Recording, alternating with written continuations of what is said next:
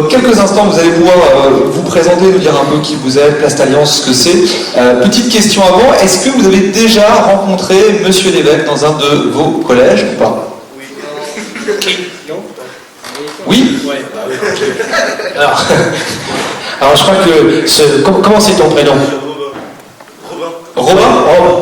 Alors oui, je l'ai vu avec sa mère à un forum nocturne. D'accord. Puis après ça, je l'ai vu dans son collège, en intervention dans son école. Et après, je le vois aujourd'hui. Je crois que je lui donne une carte d'abonnement. Ouais. Robin, tu veux faire quoi plus tard? Plasturgiste. Le plasturgiste, parce que là, il t'a plus choix. Là, il faut dire, je vais faire des Lego, je vais faire du plastique, je vais faire voilà, tout ce que tu veux, mais plastique. Pense plastique uniquement. D'accord? Allez, Jean-Luc Lévesque, on va commencer par Plastalliance. Expliquer ce que c'est, parce que c'est pas forcément... c'est pas une entreprise. Et du coup, c'est pas facile de comprendre exactement ce que c'est. Bon, alors, ça va être quand même assez simple. C'est un groupement d'entreprises, déjà. Donc, si c'est pas une entreprise, c'est un groupement d'entreprises qui ont pour vocation, ce groupement, en l'occurrence, d'aider les entreprises sur un certain nombre de sujets ensemble, qui sont notamment les sujets qui ont trait, alors je vais prendre ceux d'aujourd'hui, qui ont trait à la formation, à l'emploi, mais aussi à l'innovation, aux problèmes environnementaux, et puis aux problèmes de travail et de conditions de travail. Voilà. Donc on travaille pour l'ensemble de ces entreprises. Les entreprises qu'on peut atteindre, nous, c'est de l'ordre d'à peu près de 650 entreprises, puisqu'on ne travaille pas uniquement sur la région Basse-Normande, mais sur d'autres régions. Les Hauts-Normands, qui sont des gens très bien, la région Centre, qui sont super, les régions du Sud-Ouest, qui sont admirables. Donc on travaille avec tous ces gens-là, avec une bonne courtoisie et un bon dynamisme entre nous. Voilà.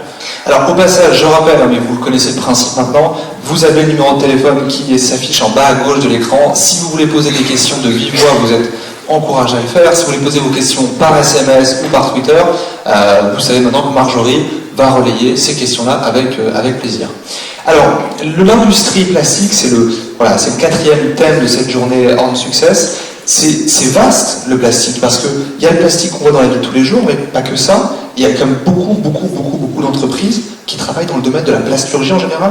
Alors, effectivement, il y a beaucoup d'entreprises qui travaillent dans le domaine de la plasturgie, et je vais poser la question aux jeunes de suite. Quel est le premier objet, vous pourriez penser, qui est en plastique? Lego, bouchon, bouteille.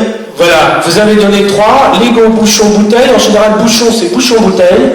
85% des personnes auxquelles on demande quel est l'objet pour vous qui est en plastique, c'est la bouteille. Et la bouteille, ça représente 0,002% de ce que nous faisons. Mais c'est l'image que vous avez là. Par contre, il n'y en a aucun, et je suis sûr que vous avez tous dans votre poche, qui me dit « mon téléphone portable ». Et à l'intérieur, vous avez 85% de matériaux plastiques pour pouvoir aller discuter, échanger, faire des SMS, regarder, etc.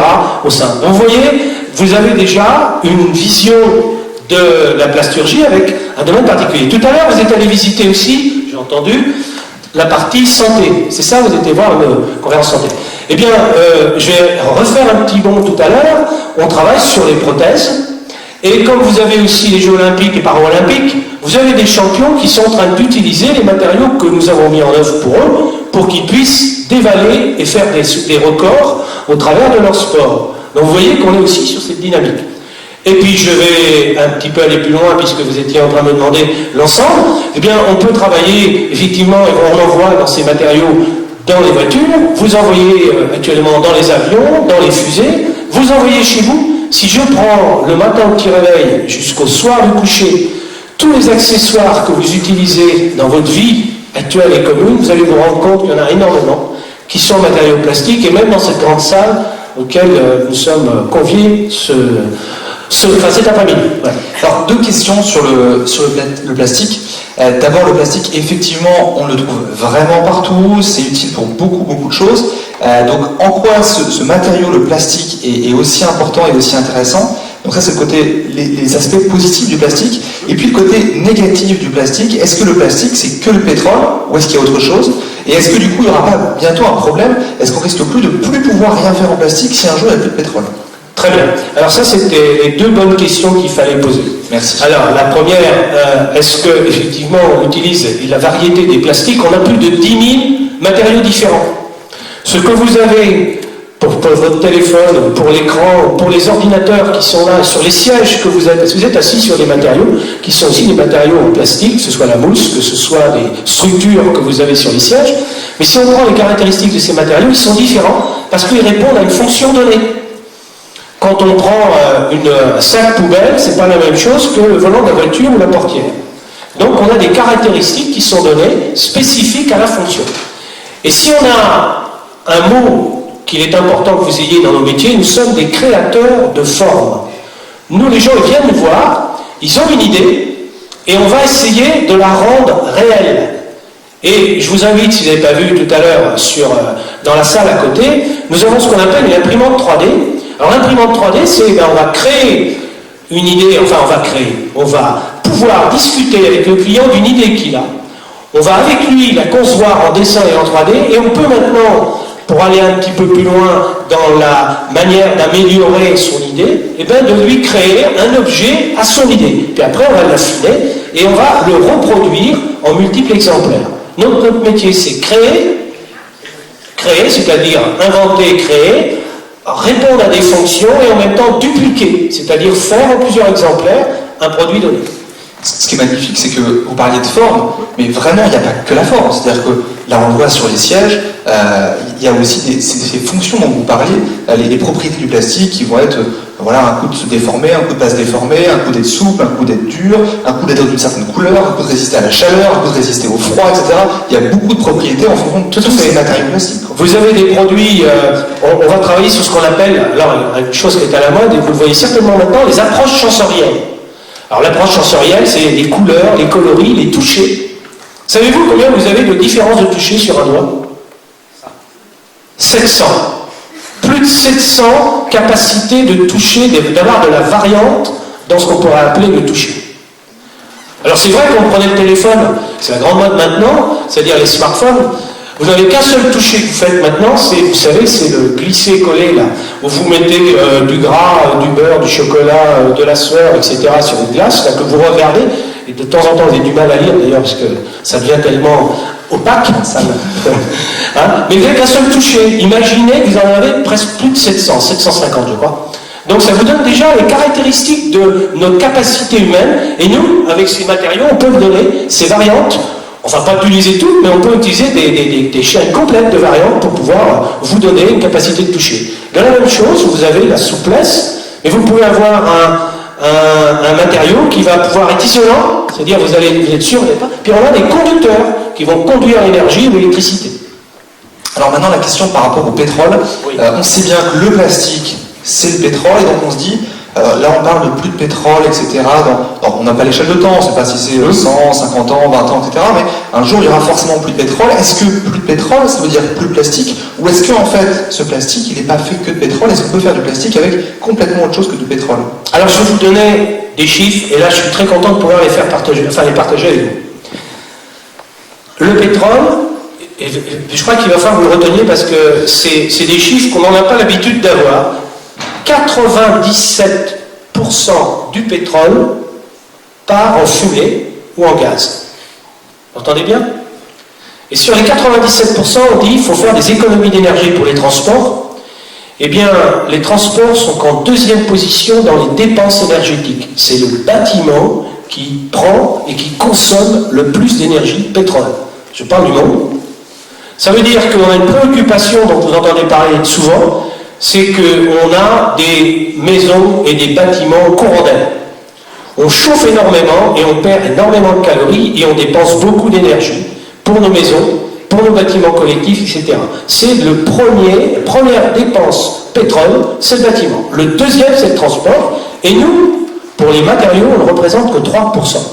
Et dans les 3%, qu'est-ce que c'est que le pétrole? C'est ni plus ni moins des végétaux, des produits organiques qui se sont, comment dirais-je, transformés pendant plusieurs milliers d'années. Qu'est-ce qu'on est en train de faire actuellement? C'est les grands champs de transformation. C'est qu'au lieu d'attendre 100 000 ans pour pouvoir utiliser ces matériaux, on va les prendre avec des matériaux existants. pour pouvoir faire des matériaux plastiques à partir des matériaux existants. Mais globalement, on aura toujours ces ressources. Pourquoi? Parce que ces ressources, on peut les recycler.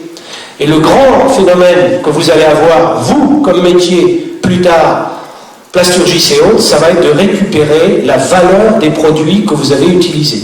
C'est le grand chantier de demain. Actuellement, vous pouvez en entendre dans les infos, actuellement on vous dit, tiens, par exemple, on a les lignes de chemin de fer, elles sont arrêtées, parce qu'il y a des types qui ont été cassés, qui ont été coupés les câbles, parce qu'il y avait une valeur du cuivre. Hein, du coup, ils ont arrêté, pour vous montrer déjà qu'il y a une valeur, si on dit on est en train de prendre une partie des matériaux utilisés, eh bien il va y en avoir d'autres, et de plus en plus d'autres. Vous avez, juste une petite information, plus de matériaux rares, j'ai bien des matériaux rares, dans l'ensemble des ordinateurs qu'il y en a sur Terre en exploitation. Ça veut dire qu'on a des ressources minières dans nos ordinateurs. Donc il va falloir qu'on reprenne ces matériaux pour pouvoir recycler. Vous voyez, je ne suis pas pessimiste, même le plastique, ça va faire la chose. Bien sûr. Voilà.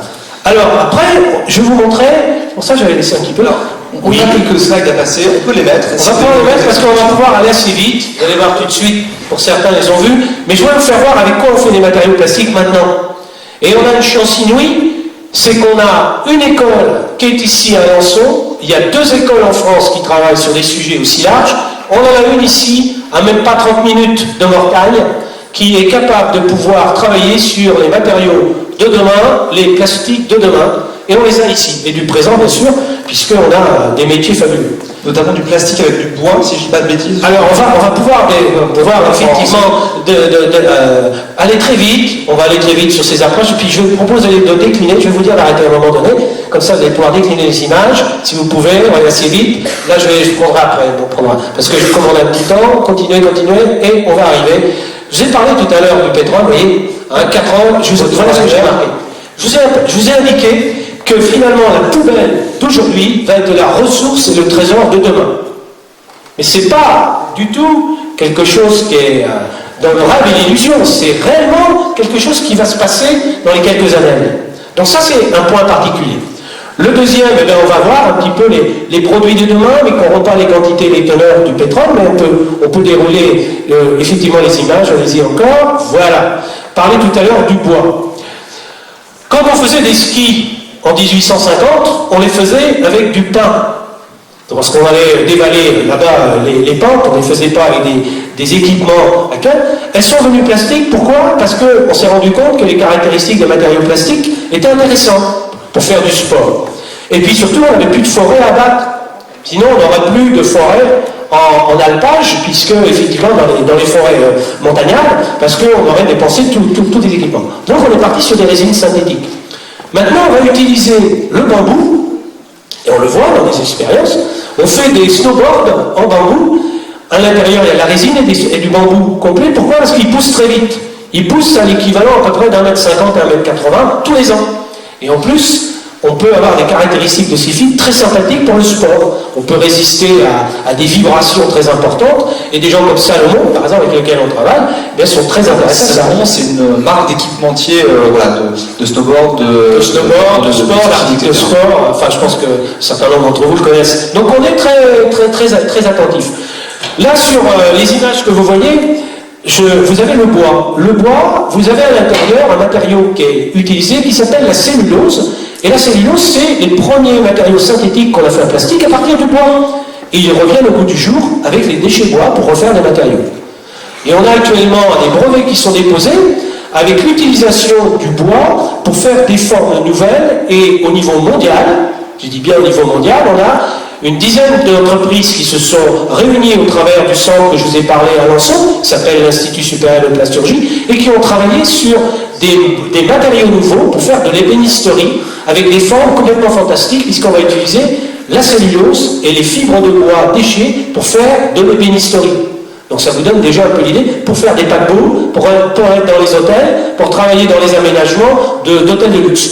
Alors, vous parlez d'Alençon, en succès, la plasturgie. L'idée, c'est bien sûr aussi de se dire, est-ce que si on est intéressé demain par ces métiers de la plasturgie, est-ce qu'on peut avoir des formations dans l'ordre et est-ce qu'on peut trouver un métier dans l'ordre en lien avec la plasturgie? Alors, vous n'allez pas en trouver. Alors, je vais être très clair aussi. Si vous rentrez, vous pouvez rentrer dès la 3e dans nos métiers. Mais vous pouvez aussi rentrer après le bac. Vous pouvez rentrer après Bac plus 2. Vous pouvez rentrer après Bac plus 3 pour faire des formations qui peuvent aller du bac professionnel jusqu'à l'ingénieur.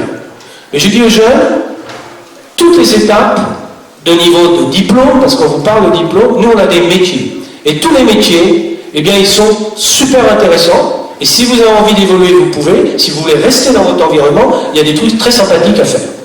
Plus on va vers des études longues, plus on va vers ce qu'on appelle des approches conceptuelles. Si on est très pratique, il y a des choses qui sont faites avec des bacs et des BTS de manière très sympathique aussi. Voilà. Donc ça, c'est une étape importante. Le deuxième, c'est l'emploi. Alors l'emploi dans l'ordre, il y en a. L'emploi, c'est à peu près 3 à 4 emplois par jeune s'ils rentrent dans la démarche. Et en général, on a la possibilité de rester sur le territoire.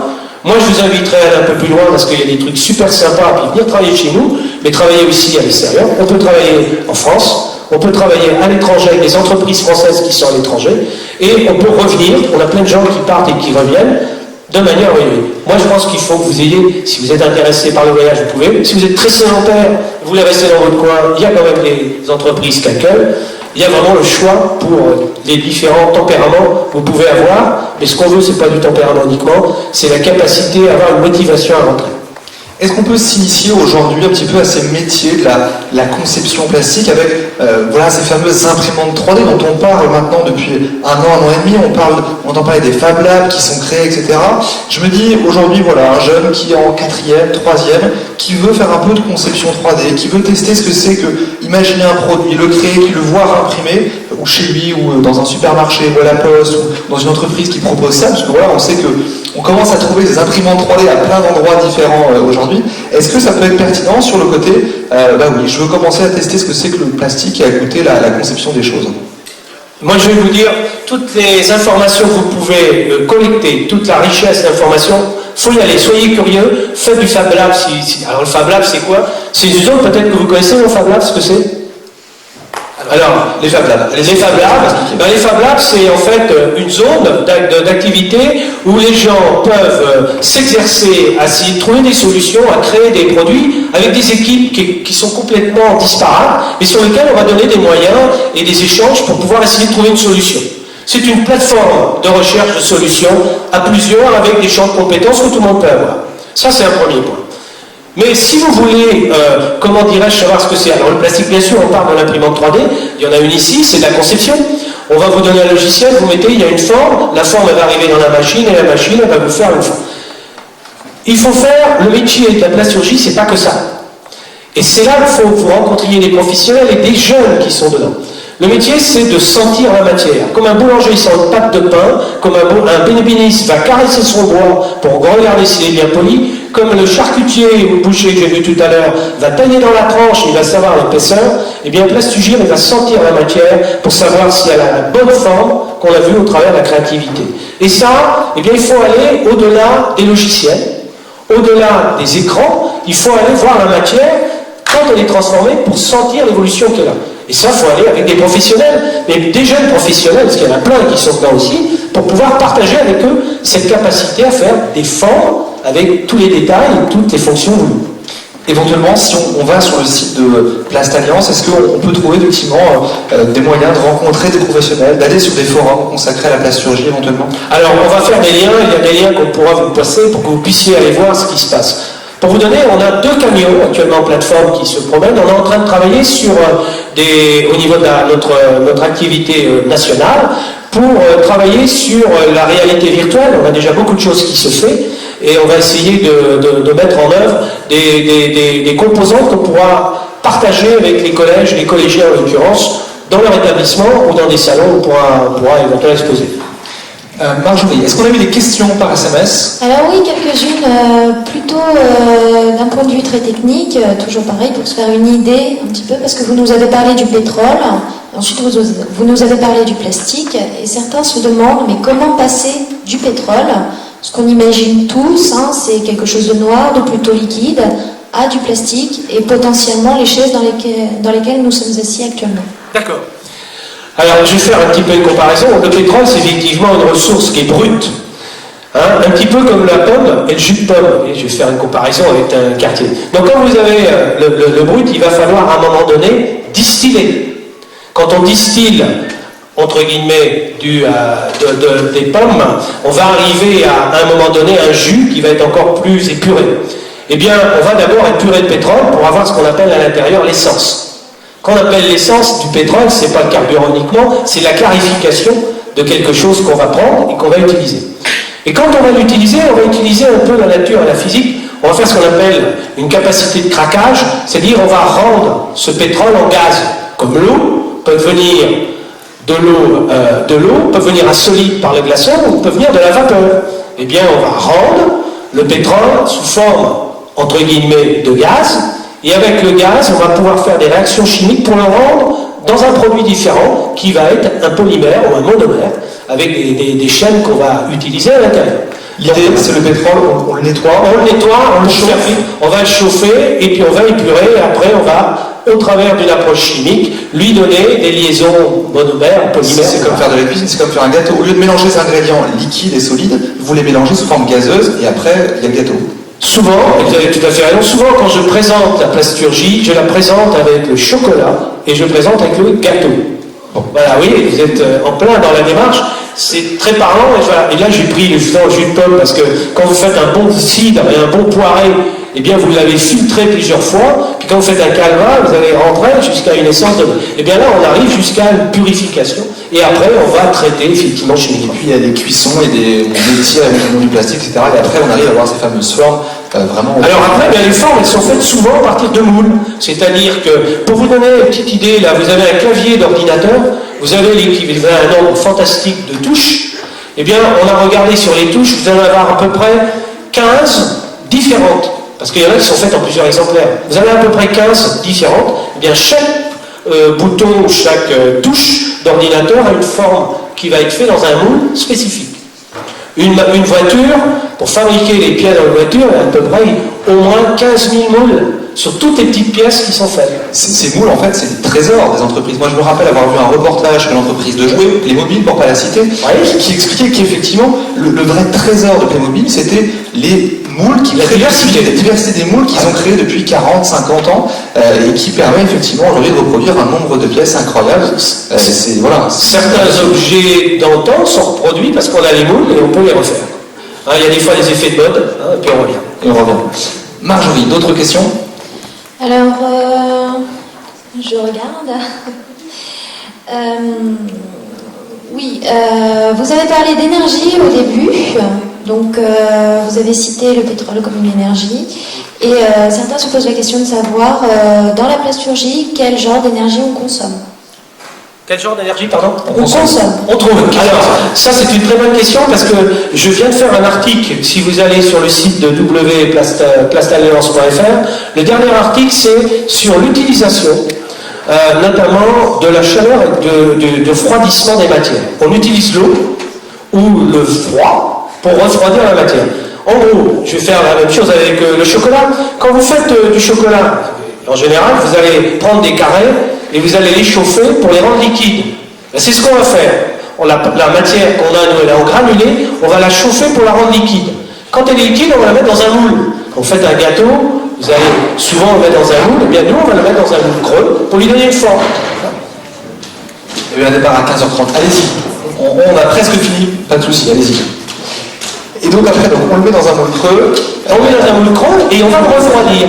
Et pour le refroidir, on va prendre soit l'air froid, soit des circuits d'eau froids qu'on va réfrigérer au fur et à mesure pour pouvoir refroidir le moule. Donc on est continuellement dans une démarche de chaud et de froid pour pouvoir réduire. Et actuellement, les grandes orientations qu'on a, c'est comment faire en sorte que la matière soit la moins chaude possible pour qu'elle puisse avoir les caractéristiques pour la mettre dans le moule, de manière à faire des économies d'énergie, et encore en plus sur cette démarche. Économie d'énergie, c'est à la fois une démarche écologique, mais une démarche économique aussi. Tout à fait. Parce que du coup, un produit va être moins cher s'il y a moins d'énergie à dépenser. Oui, tout à fait, dans la logique du rapport du coût d'énergie. Très bien. Est-ce que vous avez d'autres questions à poser? Je vois avec votre téléphone, j'imagine qu'il y a des SMS qui arrivent. Alors une petite question qui m'a fait beaucoup rire quand je l'ai lu, donc je vous la retransmets. Vous avez parlé de téléphone portable tout à l'heure. Certains ont tout de suite tilté. Si le plastique coûte si peu cher, pourquoi les portables, eux, coûtent cher? Alors, écoutez, je suis très content qu'on en parle parce que vous savez combien un portable peut coûter quand on regarde la part du produit qui est réalisé. C'est un rapport de 1 à 50. Donc ça, c'est le coût de fabrication sorti d'usine, Ouais. en ayant payé le personnel qui a fabriqué le portable, Oui. en ayant payé les matériaux. Et même parfois, on vous dit qu'on va vous donner cette technologie gratuitement, ou pour 1 euro symbolique. Je l'ai eu, moi, le mien, parce que j'avais des points à 17 centimes d'euros. Ça m'a fait un peu mal, parce que quand je regarde la valeur du travail, du temps, de la technologie qui est là, donc en gros, il faut être très prudent, parce que vous avez les gens du marketing qui mettent en avant un service par un coût qui est très important, et alors que la valeur réelle de ce qui a été fait est beaucoup moindre. Et ça, j'espère, le jeu de la concurrence qui mettront en valeur que les services qu'on vous offre sont beaucoup moins chers que la réalité de l'usage du téléphone pratique que vous avez. Et puis il y a le produit en tant qu'objet, mais il y a toute la question du marketing autour, la recherche en amont, etc., et puis la marge de l'entreprise, qui font qu'effectivement un produit finalement a parfois un prix qui est différent du coût lui-même de fabrication de l'objet en tant que tel ou des matériaux qu'il compose. Alors, je vais quand même repréciser, c'est que dans la valeur que je vous donne de rapport à 50, le 1, c'est la fabrication, l'étude, la recherche, l'invention, et les 49, c'est l'esprit de vente marketing pour dire qu'on vend du service téléphone. Vous voyez le rapport, hein? Voilà. D'autres questions? Oui? Alors, une petite question aussi sur les études que vous avez dû faire pour en arriver aujourd'hui à travailler dans l'industrie plastique. Alors, c'est vrai qu'on n'a pas fait le CV express. Est-ce que vous pouvez nous faire votre biographie de manière courte, votre CV de manière un peu... Alors, moi, j'ai plutôt un parcours atypique, donc ça ne va pas être un exemple ça va pas être un exemple généralisé. Mais c'est très bien, parce que je vais vous redonner un autre exemple, parce que je pense qu'il va percuter un peu pour les jeunes. Bon, moi j'étais dans le bâtiment avant. Bon, et je suis arrivé un peu par hasard dans l'approche, par la connaissance d'entreprises et de chefs d'entreprise qui m'ont dit, écoute, tu pourrais peut-être venir avec nous pour travailler dans cet environnement. Et quand je suis rentré dans cet environnement, j'avais déjà des grands principes. Je connaissais l'industrie au travers d'une approche d'ingénieur dans le génie civil, et je travaillais déjà sur des approches bien particulières où 80% des connaissances que j'avais, voire plus, étaient déjà duplicables dans le milieu de l'industrie de la plasturgie. Puis après, bien, les choses se sont faites parce que bien, j'ai été un modeste aussi, comment dirais-je, sachant comme je le suis encore actuellement. C'est-à-dire, il y a plein de choses que je ne connais pas et que j'apprends au travers des gens qui ont des connaissances averties dans des domaines spécifiques. Et puis bien, je me suis mesuré un certain nombre de choses et puis voilà, j'ai acquis. Parce qu'on a de l'acquisition de connaissances tous les ans, enfin tout le parcours de la vie. Et je crois que c'est important. Enfin, moi je le vis, mais je pense que vous aussi, les uns et les autres, vous le vivez au travers de vos métiers. Donc ça, c'est un élément. Mais je vais donner aux jeunes un petit exemple de quelqu'un qui est rentré dans le métier. C'est une jeune fille. C'est une jeune fille, on lui a dit en troisième, écoute, faut pas que tu continues tes études parce qu'on pense que tu n'es pas faite pour faire des études. Suis une voie professionnelle. Alors elle s'est dit, bon déjà, c'est sympa, commence par lui dire, t'es pas bonne, il faut que tu trouves quelque chose. Et puis c'est sympa pour les professionnels, parce que ça veut dire, rentre chez les professionnels, parce que c'est pas des bons, ça commence bien. Bon, alors donc on lui a dit ça. Alors elle s'est dit, ben moi j'aimerais bien travailler dans la cosmétique, et puis peut-être dans un magasin de parfumerie, etc. Alors, elle prend ce choix-là, et on vient la voir, on dit, écoute, c'est un peu dommage, mais il ne faut pas que tu rentres là-dedans, c'est complètement bouché. Donc, deuxième élément, je te renfonce la personne, et on lui dit que finalement, l'idée qu'elle avait de ce qu'elle voulait faire n'était pas valable. Alors finalement, elle est allée faire une recherche, elle s'est dit, ben, puisque c'est ça, j'ai regardé, j'ai fait un forum d'emploi, et elle est tombée sur des jeunes qui étaient dans la plasturgie, qui me dit, écoute, voilà ce qu'on fait, et c'est voir, elle s'est dit, ben, pourquoi pas. Elle est rentrée dès la troisième, dans nos métiers, et elle a fait un parcours de bac professionnel. Maintenant, cette jeune fille, elle a 24 ans, je parle de quelque chose où elle avait 15 ans, 16 ans, donc il y a 10 ans. Elle est maintenant à 24 ans, elle a commencé par le bac, elle a fait un BTS, elle a fait une licence professionnelle et ingénieur. Elle ne pensait pas faire des études, elle est arrivée et elle a eu des métiers puisqu'elle était en alternance dans les entreprises. Et actuellement, vous savez ce qu'elle fait? Eh bien, elle est en train de créer tous les parfums pour Lancôme, pour Lancôme, pour Vuitton, pour toutes les marques. Et c'est elle qui crée les flacons en relation avec les équipes des marques pour pouvoir les produire. Curieusement, elle a fait un pied de nez à tout le monde, parce qu'on lui a dit qu'elle n'avait pas fait des études, elle est montée ingénieure, on lui a dit qu'elle ne pouvait pas travailler dans la parfumerie et la cosmétique, et c'est elle actuellement qui invente les produits qui vont être dans les boutiques actuellement. Ce que je veux dire, c'est que vous avez votre choix, parfois il n'est pas encore idéalisé, mais prenez confiance en vous d'abord, n'ayez pas peur, quand on vous dit que vous ne pouvez pas y arriver, peut-être à un moment donné, mais sachez que c'est jamais irréversible et que vous pouvez toujours continuer. Et je pense que c'est une des composantes importantes. Suivez votre voie, allez à fond dedans, et sachez que vous pouvez aller jusqu'au bout, même si on vous dit qu'il y a des limites. Et puis ces filières professionnelles ou d'apprentissage, c'est quand même des filières qui peuvent emmener effectivement loin, où il y a à la fois les études et en même temps l'expérience sur le terrain. Et ça, je pense que pour les entreprises, c'est des gens qui ont de vraies valeurs, une valeur extrêmement précieuse. La jeune fille, elle a 24 ans, et donc elle a fait 10 ans d'études, et en même temps, elle a 10 ans d'expérience métier. Tout à fait, tout à fait. Donc par rapport à une jeune de 24 ans qui sortirait d'une école d'ingénieur après ses années d'études, finalement, elle a 10 ans d'expérience en plus, quelque part. Tout à fait.